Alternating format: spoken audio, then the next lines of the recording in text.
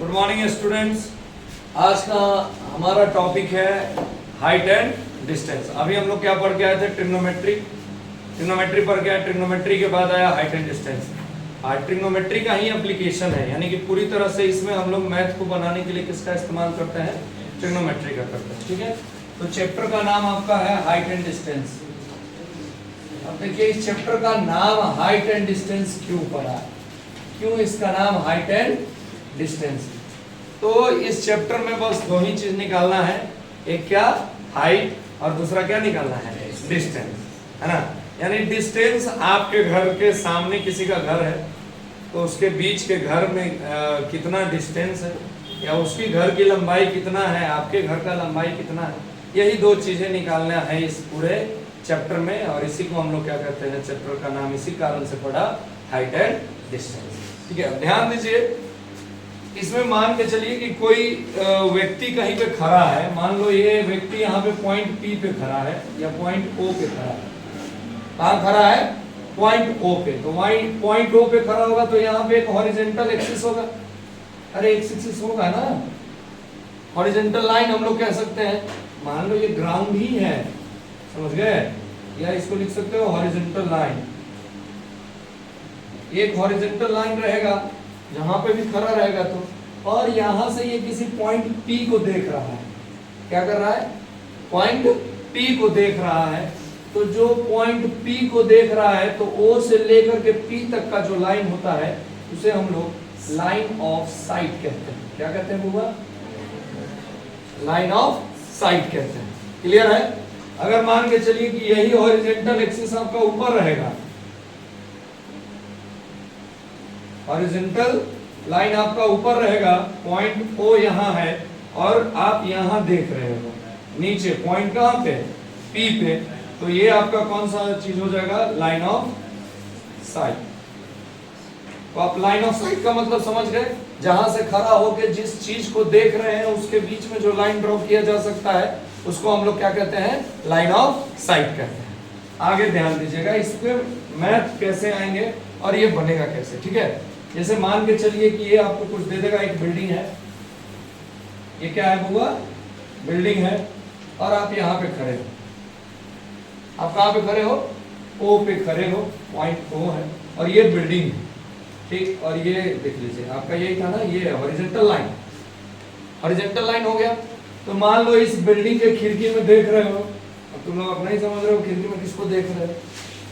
तो ये खिड़की पे जो देख रहे हो, तो नीचे से जब ऊपर हम देखते हैं, यानी आप अपने गेटवा पर से खड़ा होकर कहाँ देख रहे हैं? बिल्डिंग के खिड़की में देख रहे हैं, सामने वाला खिड़की में। तो वो जो यहाँ से ये O था और इस पॉइंट पे देख रहे हैं, P पे कोई होगी सुनीता। ठीक है, तो उसको अगर हम लोग देख रहे हैं तो देखने के लिए तो ये हमारा क्या बना? जल्दी बताओ। हाँ, वेरी गुड। ये हमारा क्या है होगा? Line of site. और जब देख रहे हैं तो ग्राउंड के साथ किसी ना किसी एंगल के साथ देख रहे होंगे। अरे देख रहे हैं तो कोई ना कोई ग्राउंड का और हमारे बीच का कोई ना कोई एंगल बन रहा होगा। तो जिस एंगल से देखते हैं उसको हम लोग नीचे से ऊपर की ओर, माने गेट पर से कहाँ देखेंगे? खिड़की में या छत पे, तब उसको हम लोग क्या बोलते हैं? Angle of elevation. Angle of क्या बोलते हैं बुआ? एलिवेशन। ठीक है, क्लियर है? अब ध्यान दीजिएगा, यही पॉइंट P बिल्डिंग पे है। ठीक है, अरे तुम देखे तब उधरों से तो नजर पड़वे ना करेगा। मान लो तुम यहाँ O पे खड़े थे, ठीक, और वो यहाँ से अगर कोई आदमी व्यक्ति आपको देख रहा है, यहाँ से पॉइंट P से अगर कोई देख रहा है आपको, तो ऊपर से यानी नीचे देखेगा। तो उसका जो हॉरिजॉन्टल एक्सिस होगा कौन होगा? हॉरिजॉन्टल लाइन ये होगा। हॉरिजॉन्टल लाइन यही ना होगा। तो ये हॉरिजॉन्टल लाइन हो गया। अब यहां से इस पॉइंट P को देख रहा है, देख रहा है पॉइंट O को। कहां से? ऊपर से नीचे। ठीक है, इसको हम लोग इमेजिनरी ड्रॉ कर लेते हैं। तो देखो एक राइट एंगल ट्रायंगल बनेगा। बनेगा कि नहीं बनेगा? तो ये जो यहां से जो ये देख रहा है, तो ये हॉरिजॉन्टल लाइन, और ये क्या बना था हमारा? Line of site. तो हॉरिजॉन्टल लाइन और लाइन ऑफ साइट के बीच में जो एंगल बनता है थीटा, उसको हम लोग बोलते हैं क्या बोलते हैं? Angle of depression. अब याद हो गया, जब आप नीचे गेट पर से ऊपर बिल्डिंग पे यानी कि छत पे देख रहे हो, तो नीचे से ऊपर देख रहे हो, तो वहां पे जो एंगल बनेगा उसको हम लोग क्या कहेंगे? क्या बोलेंगे? हाँ, एंगल ऑफ एलिवेशन है। जब छत पर से कोई गेट पे देख रहा है, नीचे देख रहा है गली में, तो वो क्या कहलाएगा? हाँ, अब देखिए इस मैथ में क्या रहेगा, आपको एंगल ऑफ एलिवेशन और एंगल ऑफ डिप्रेशन दिया रहेगा।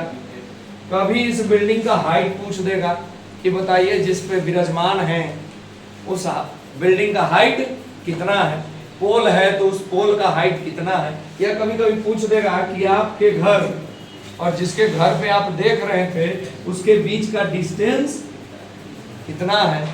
कभी कभी ये भी कह देगा कि मान के चलिए कि आप ये दोनों के बीच में किसी धागा को स्ट्रेट करते हैं तो उस धागा की लंबाई कितना है। यानी आपसे दो ही चीज न पूछा गया, हाइट ऑफ पोल और डिस्टेंस बिटवीन हाउस या distance between point P and O।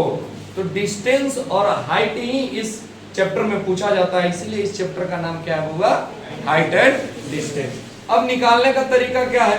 तो निकालने का तरीका आप लोग ट्रिग्नोमेट्री में पढ़ चुके हो, और उसी ट्रिग्नोमेट्रिक रेशियो जो हम लोग पढ़े थे, sine, cos, tan, cot, cosec और सेक, उसी के मदद से हम लोग क्या करेंगे बउआ? निकाल देंगे। जैसे मान के चलो थीटा दिया रहेगा और बेस दिया रहेगा, तो परपेंडिकुलर नहीं निकाल लेंगे, यानी हाइट निकाल लेंगे। अगर हाइट दिया हुआ है और इसके बीच का डिस्टेंस बोला है और थीटा का वैल्यू दिया हुआ है, तो sine theta, cos theta, tan theta या किसी भी थीटा का इस्तेमाल करके हम लोग वैसा रिलेशन जिसमें P और B आता हो, तो P और B tan में आता है, तो tan थीटा का फार्मूला लगा के हम लोग P को क्या कर सकते हैं? फाइंड कर सकते हैं। तो मात्र लगभग 80% क्वेश्चन आपके एक फार्मूला पे बनेंगे, tan थीटा। 95%, 80% नहीं, 95% क्वेश्चन आपको एक ही फार्मूला पे बनेगा। कौन सा फार्मूला पे? tan theta. तो क्लियर हो गए? हाइट एंड डिस्टेंस में हमको सिर्फ क्या निकालना है? हाइट या तो डिस्टेंस। क्लियर है? चलिए देखिए उस पे क्वेश्चन हम लोग एक देखते हैं। कहता है कि एक वर्टिकल पोल है बउआ जो कि ग्राउंड लेवल पे खड़ा है, और वहां से एक आदमी 25 मीटर की दूरी पर क्या है? खड़ा है। पोल के फुट से 25 मीटर की दूरी पे एक आदमी खड़ा है और वो पोल के तरफ देख रहा है। ठीक है, मान लो बिजली मिस्त्री चढ़ा होगा ऊपर करंट मतलब बनाने के लिए, तो नीचे से कहां देख रहा है? पोल के टॉप पे। तो एंगल ऑफ एलिवेशन कितना डिग्री बन रहा है? 60 डिग्री। तो आपको पता करना है कि पोल का ऊंचाई कितना है ना? तो अब ध्यान दो, सबसे पहले अगर हाइट एंड डिस्टेंस में कोई जरूरी चीज है तो वो है बउआ फिगर। अगर आप फिगर बना लेते हो तो हाइट एंड डिस्टेंस का कभी क्वेश्चन छूटेगा नहीं। अगर आप फिगर नहीं बना पाते हो तो हाइट एंड डिस्टेंस का कभी क्वेश्चन बनेगा नहीं। तो सबसे पहले समझिए, ये ग्राउंड है, यहाँ पे वो लड़का खड़ा है और ये ग्राउंड के ऊपर पोल है। अच्छा एक बात बताओ, पोल है तो पोल जब भी पोल रहेगा तो धरती के साथ कितना डिग्री कोण बनाएगा? अब ये नहीं तुम लोग अपना बुद्धि लगा देना, गौवा में तो पोलवा लप्पल हली एगो सर, गौवा पर थीटा का वैल्यू कम हो जाएगा, 90 नहीं होगा। तो मैथ में ये सब गांव देहात गांव घरे वाला चीज नहीं जोड़ा जाता है। जो है सो है, बिल्डिंग खड़ा रहेगा तो परपेंडिकुलर रहेगा, पोल खड़ा रहेगा तो परपेंडिकुलर रहेगा। इनका ये झुकल पोल देख लिया देखो।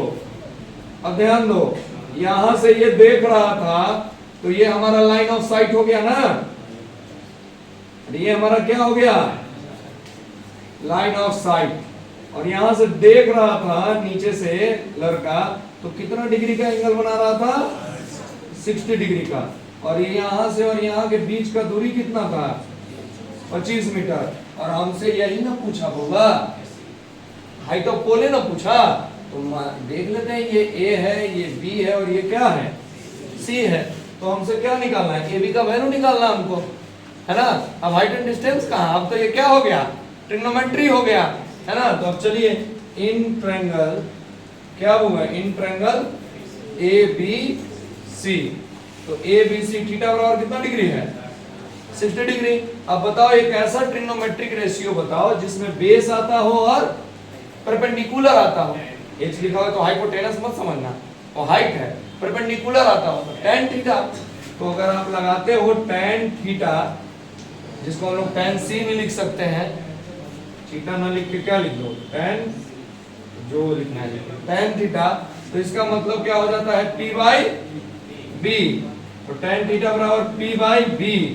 और P का वैल्यू क्या है AB और B का वैल्यू क्या है होगा BC और tan थीटा का वैल्यू कितना डिग्री है 60 degree is equal to AB का वैल्यू हम लोग कितना ले लिए वहां H और BC का वैल्यू कितना है 25 और tan 60 का वैल्यू कितना होता है √3 H/25 यानी H इक्वल टू 25 √3 जब इसको चेंज करेंगे 1.732 मल्टीप्लाई करोगे तो कितना आएगा 43.3 मीटर अब पता चल गया तो यानी डिस्टेंस दिया हुआ था तो क्या पूछा कोई क्वेश्चन में हाइट दिया रहेगा तो क्या पूछेगा डिस्टेंस कभी कभी ये भी पूछ सकता है हाइपोटेनस जैसे बोल देगा कि दीवार में सीढ़ी लगा दी है ना अब दीवार और सीढ़ी के बीच का डिस्टेंस देके आपको क्या पूछ देगा सीढ़ी का लंबाई पूछ सकता है ना तो इस टाइप के क्वेश्चन आएंगे और बहुत इजीली आपका क्या हो जाएगा बन जाएगा